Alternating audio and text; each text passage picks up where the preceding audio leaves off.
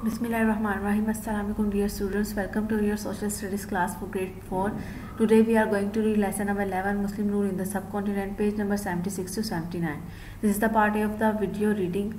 Now open your new Oxford Social Studies for Pakistan grade 4, page number 76, unit number 11 Muslim rule in the subcontinent. बरसग़ीर में मुसलमानों की हुकूमत.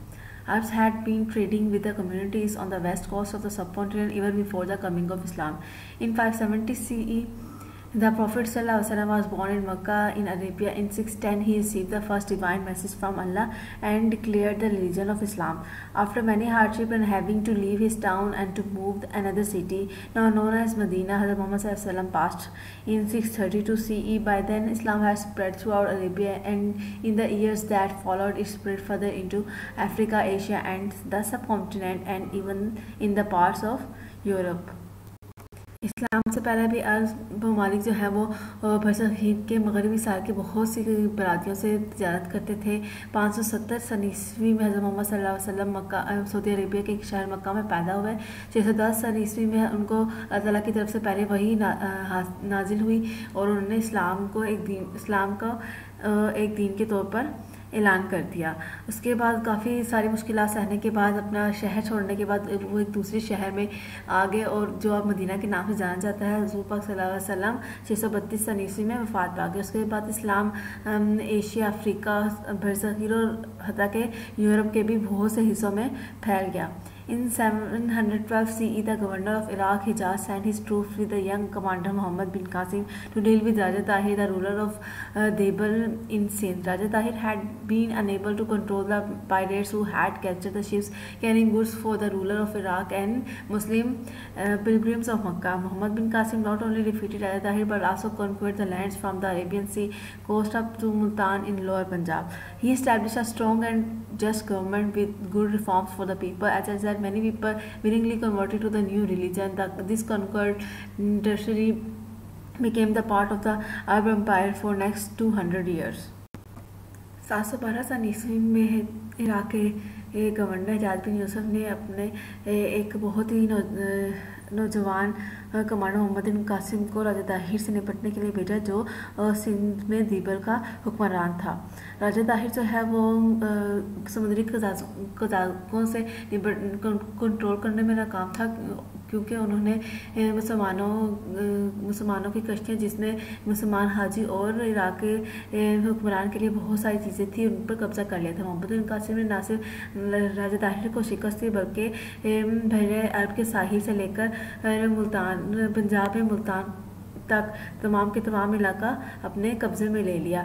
उसके बाद यहाँ पर एक बहुत ही मजबूत और अच्छी हुकूमत कायम की और लोगों के लिए अच्छी इस्लाहात बनाई, जिसकी वजह से बहुत से लोग इस नए मज़हब में शामिल हो गए। उसके बाद ये इलाका अरब हुकूमत का 200 साल तक हिस्सा रहा।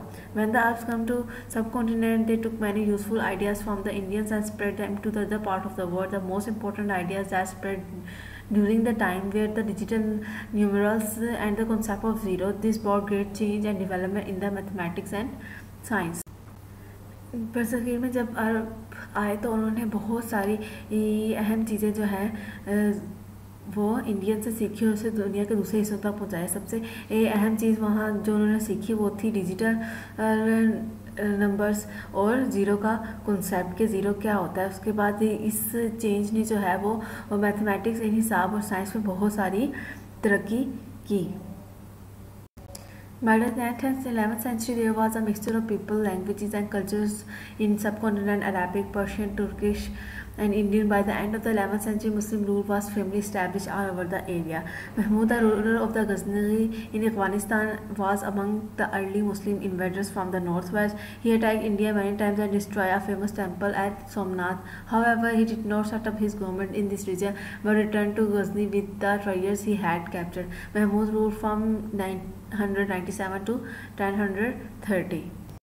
10वीं सदी में बरसग़ीर में बहुत सारे ज़ुबानों और सकाफ़तों के लोगों का एक मिक्सचर रहता था, जिनमें अरबिक, अरब, फ़ारसी, तुर्किश और हिंदुस्तानी भी शामिल थे। 11वीं सदी के आखिर तक मुसलमान जो हैं वो इस पूरे के पूरे ख़ित्ते में कब्ज़ा करने में कामयाब हो गए थे।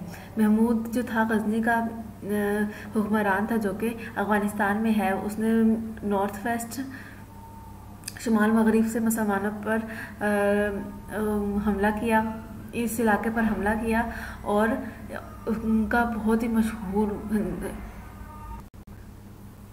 मशहूर मंदिर सोमनाथ तबाह कर दिया। लेकिन वो यहाँ पर अपनी हुकूमत बना नहीं सका और वापस चला गया गजनी बहुत सारा ख़जाना लेकर।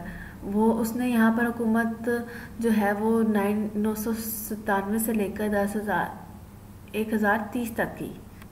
The Delhi sultanate all of northern India up to Punjab was conquered by the Afghan ruler Ghaur Muhammad Ghori.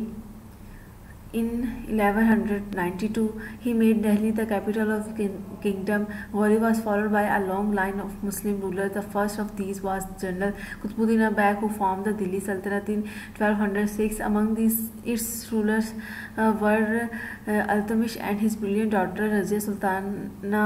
The strongest of the Delhi king was Balban, who ruled from 1246 to 1287. He was also a clever and capable general. He saved the subcontinent from the attack of Mongols led by the famous Genghis Khan.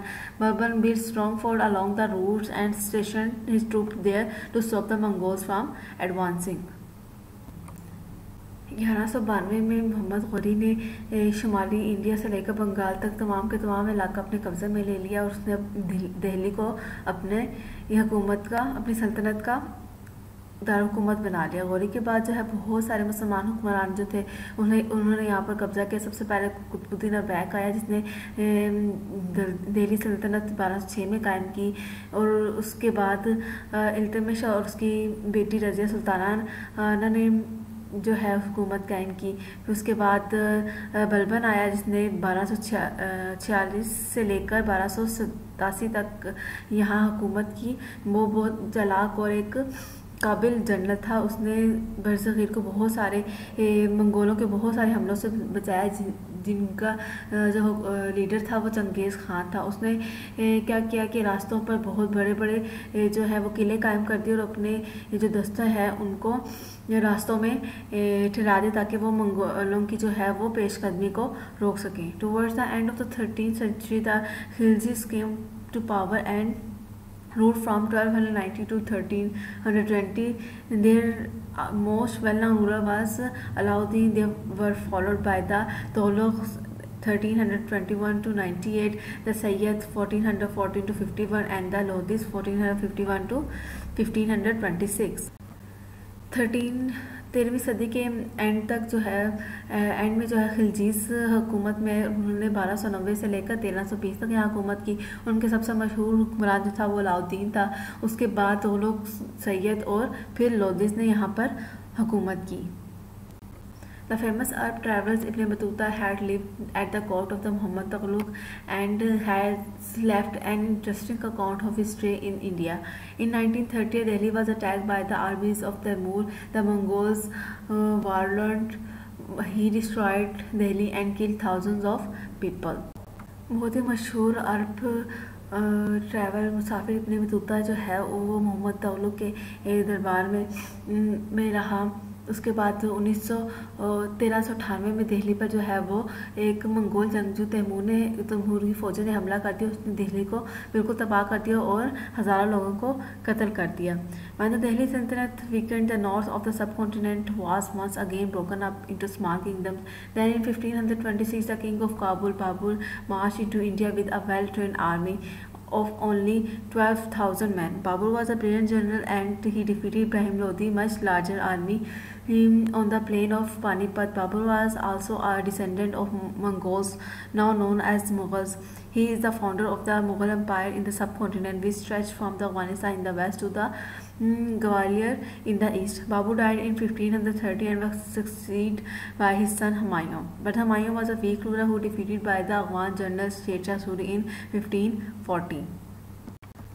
Delhi सल्तनत जो है वो बहुत ही कमज़ोर होकर छोटी छोटी सल्तनतों में बिखर गई। उसके बाद 1526 में जो है काबुल का बादशाह बाबर ने जो है वो इंडिया में इंडिया में आया अपनी 12,000 आदमी पर मुश्तमिल आर्मी लेकर।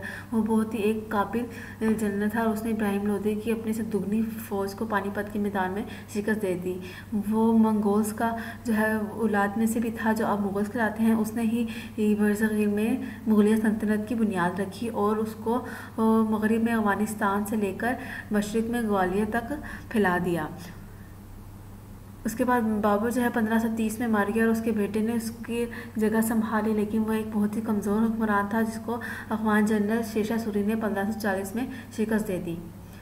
Humayun lived in exile in Persia and recovered his kingdom in 1555, and after Sher Shah's death, Humayun's son Akbar was the greatest of all the Mughal kings. Akbar ruled capably from 1556 to 1605. He expanded the empire and was known to be a brilliant general who never lost a battle. Akbar was followed by his son Jahangir, who ruled from 1605 to 1627. After him came Shah Jahan, who built the world famous Taj Mahal. Shah Jahan ruled from 1628 to 1658. When he fell very ill, his son Aurangzeb took over the Mughal thrones. Shah Jahan was put under house arrest and he died in 1666. Aurangzeb ruled from 1658 to 1707. He extended the Mughal empire to its largest limits, but was often at war with the Rajputs and Marathas, which weakened the empire. Humayun ने फ़ारिस में जो है वो जलावतनी काटी और अपना 1555 में शेरशाह सूरी की डेथ के बाद दोबारा अपनी सल्तनत वापस हासिल की। हुमायूं का बेटा अकबर जो है वो सबसे बड़ा बादशाह था। उसकी अपनी काबिलियत की वजह से 1556 से लेकर 1605 तक हुकूमत की। उसने इस सल्तनत को बहुत फैलाया और बहुत ही काबिल अफसर के तौर पर वो जनरल के तौर पर वो जाना जाता है, क्योंकि उसने एक भी जंग नहीं हारी। उसके बाद उसका सन आया जहांगीर, उसका बेटा जहांगीर आया जिसने 1605 से लेकर 1627 तक हुकूमत की। उसके बाद शाहजहां आया जिसने दुनिया का सबसे मशहूर महल ताजमहल तामीर करवाया। शाहजहां के बीमार होने के बाद उसका बेटा औरंगज़ेब ने मुग़ल जो है वो तख्त संभाल लिया। शाहजहां जो है उसको उसके घर में ही बंद कर दिया गया, तो वो वहाँ पर 1666 में वफात पा गया। औरंगज़ेब ने 1658 से लेकर 1707 तक हुकूमत की और मुग़ल एम्पायर को इतना ज़्यादा बढ़ा दिया, बहुत ज़्यादा बढ़ा दिया। लेकिन ज़्यादातर जंग में रहता था, जिसकी वजह से उसकी जो सल्तनत है वो बहुत कमज़ोर हो गई थी। The impact of Mughal empires on subcontinent. Mughal empire जो है मुग़ल सल्तनत का सब बरसगीर पर असर। The Mughal kings did much for the subcontinent. They united many small state into a huge empire. They set up the proper system of government and administration. They looked after the welfare of their subjects and respected their religious beliefs. During their region, the Mughals introduced a marvelous culture to the region. Many great buildings were constructed and gardens were laid. Literature, poetry, music and art flourished. The Mughals were the tolerant rulers, particularly Akbar and Jahangir. The Mughal Empire was world famous for its wealth and culture.